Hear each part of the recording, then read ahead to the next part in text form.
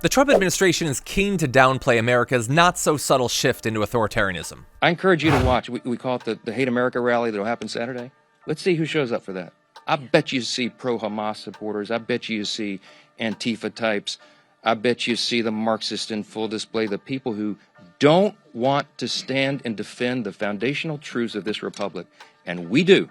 And that's what we're here doing every single day. And we'll continue to come in every morning and tell the American people the plain and simple facts, because the facts are going to win the day here. The American people are not stupid. Stephen, how concerned are you about violence in Portland? Because it's not good. As you know well, the situation there is not good on the ground. Well, I mean, we're extremely concerned about violence, but here's what the more important point is.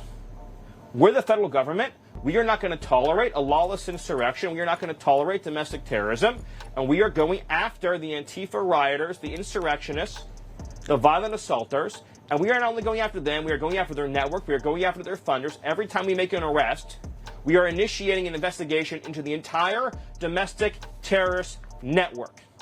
The president issued a National Security Presidential Memorandum, an NSPM, making clear that it is the national security priority of United States law enforcement to dismantle, disrupt, defeat, and destroy these domestic terror networks. And that is exactly what is taking place. It is what we are doing. It is what will happen. What you might call the deep state, where they almost automatically assume that left-wing political violence is protected by the First Amendment and right-wing political violence is a crime. And you sort of see just that the basic muscle memory, the basic sort of apparatus of government is very, very primed at right-wing political violence. But the instinct is to almost say, well, no, that left-wing political violence, that's actually protected by the First Amendment. So no, political violence, wherever it comes from, is just not protected by the First Amendment. And because we have such a big problem with left-wing political violence, we have to train the investigatory and law enforcement powers of the government to focus on that particular problem. Now, I think Scott maybe has the most important part of this, because a lot of this is financial, right? If a brick gets thrown through a wall in a government building, who bought the brick? If somebody shows up and is a paid protester, but then that person goes and riots and commits an act of violence, who paid for it? If you have an application that's helping people hunt down or even avoid law enforcement officers, yes. If you're helping immigrants avoid illegal immigrants avoid ICE enforcement, but you're helping people actually target the law enforcement officers who are trying to enforce our immigration laws, well, who's paying for the hosting there? Who's paying for the programming? Yeah. There's an entire financial element of this, but we really have to retrain the entire government to focus on this left-wing violence problem. We're doing it. It's going to go a little bit more slowly than we'd like, but we are doing it. You've been talking a lot about this online. You've got a great article up on your Substack about it. It hasn't been widely discussed. Tell us a little bit about why you think this order is so important. Well, I think it just sounds so surreal and over the top that it has been written off as just another one of Trump's crazy things that he says, of which he has said many in his executive orders. There are over 200 now. And unfortunately, it got misreported by outlets that should know better. I saw C-SPAN was calling this an executive order. It is not that. It is one of just 7 that exist this term of what are called presidential national security memoranda. And what those do, unlike executive orders, which tend to be a little bit more narrowly focused, I'm not saying they're insignificant, but they're more about the day-to-day of government. Just to give you one example, an executive order that he released instructed the federal government to remove references to transgender ideology from websites and things. But in the case of presidential national security memoranda, this is like a sweeping, overarching, just like strategy. This is what we're going to be focused on for the next 3 years. And what this memoranda instructed, sometimes they're classified. This is the 7th one this year. And so number 6 is classified. We don't know what's in it. Fortunately, for whatever reason, the administration chose to release this one. And basically, it tells the whole of federal law enforcement to focus on, as you said, this scourge of they say radical violence and thing. And so the question is, what does that mean? So when you approach something from a counterterror framework, unlike traditional crime fighting, which is some crime has been committed, and then you go collect evidence, you present it to a court and try to make your case that this person is guilty of it, and then the jury decides. Counterterrorism tries to preempt crime, and this memorandum makes that very clear. At one point, it says it says something like prevent these crimes before they've taken place. And so that's characteristic of counterterrorism, but in a sense, it's like pre-crime, because how do you charge a crime that hasn't occurred yet? Well, you've got to look for what are called indicators.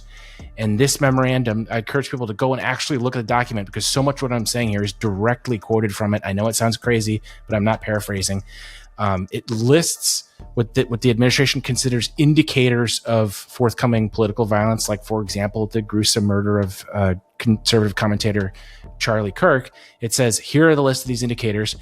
And those indicators, as it turns out, describe at least millions of people in the country. So it was like anti-Christian sentiment, anti-Americanism, whatever that means, it was something like traditional family values. I mean, the list goes on and on. It's just so vague to the point that I don't even think it's necessarily left-wing. It sounds like it's just anyone who isn't MAGA, anyone who isn't the Trump administration.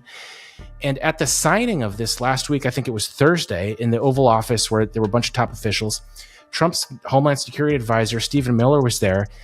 And the document is sort of careful not to as far as terms like anti-family don't connote, non-MAGA. They didn't explicitly say Democrats. And then Stephen Miller comes on and says, this is the first, I'm quoting, all of government effort to go after, I think he said, the Democrats, he made it very explicit that this is just pointed at the political opposition. Yeah. And as was described to me by sources in the FBI, they expect that this order is going to result in a doubling of the number of people on the domestic terrorism watch list over the next year or so. So this stuff is happening. This is not a potentiality. We are already seeing the consequences of it. Just to give you one example, yesterday I wrote a story on legal guidances that have been given to NGOs. Oh, I didn't even mention this part. There's a whole section in the order that directs the Treasury Department to start monitoring cash flow and things related to all the threat indicators, so-called, that we just mentioned. And so these NGOs and nonprofits, as was described to me and is described in these guidances, telling them, hey guys, you're going to want to change your behavior to make sure it's in compliance with this. I was told privately too that these companies' general counsels, they're already instructing them to do this. So they are going to start communicating differently on this basis. It's having a chilling effect on speech already. The only question is, first of all, how much of a chilling effect will it have when all is said and done? And second of all, I didn't mention this part. It gives Trump the power to do something which the National Guard has not been able to do, and which has been a restraint on his deployment of the military, which is posse comitatus, restricts the military from engaging in law enforcement on U.S. soil. But in the case of this order, it authorizes what are called joint terrorism task forces. These are divisions that exist in all 50 states in the country, established after 9/11 for the most part. These are local law enforcement that have been deputized into these teams that also contain a lot of FBI agents and other federal law enforcement, could include ICE, for instance. Trump can directly task those guys to be deployed into these same major cities as the National Guard. But unlike the National Guard, there is no posse comitatus. They can engage directly in law enforcement. They're going to go after groups based on these loose definitions that Donald Trump himself decides. So Jared Huffman from California, Pramila Jayapal from Washington, and myself just Friday started circulating a letter among members of Congress. We're trying to put a stop to this, figuring out other ways to try to. But this is something that it's not on their radar screen. Donald Trump throws a lot of spaghetti on the wall, and this piece hasn't been noticed. And we really got to make sure people understand that their rights and freedoms are at risk if we don't have more people know what he signed into law. I think it's called NSPM 7. It just rolls off the tongue, doesn't it?